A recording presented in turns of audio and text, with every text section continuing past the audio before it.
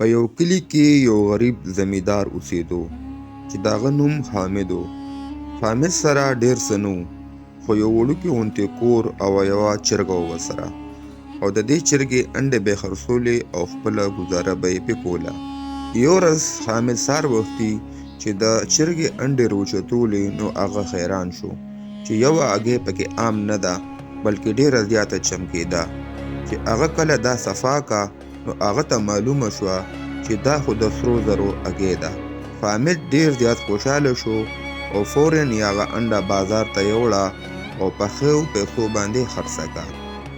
په بله ورځ باندې بیا چرګې د سرو زرو یو بله انډه واچوله، نو حامد بیا ډېر زیات خوشحاله شو او روزانه به یې انډه بازار ته وړه او خرڅوله به یې، او په څو ورځو کې ځان ته یو ښکلی غوندې کور جوړ کړو او زندګي یې مکمل بدله شوه.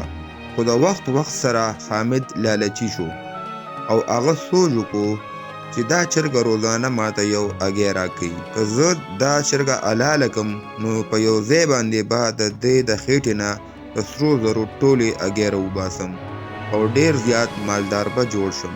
حامد په لالچ کې راغو او هغه چرګه حلاله کړه.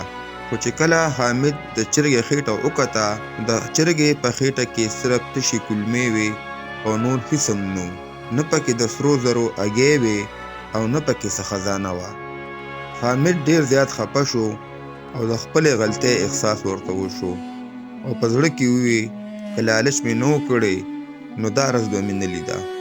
دا یوه انډه راته ښه وه، روزانه به مې خرڅوله، خیر د په کلاره به مالداره شوی وم، خو لالچ مې وکړو نو ما وی په یو ځای به مالداره شم، نو د چرګې نه هم خلاص شوم او د سرو د هګۍ نه هم خلاص شوم. سبق: لالچ همیشه دپاره انسان ته د نقصان باعث جوړیږي، او صبر او شکر سره الله نورم هر څه سیوا کوي.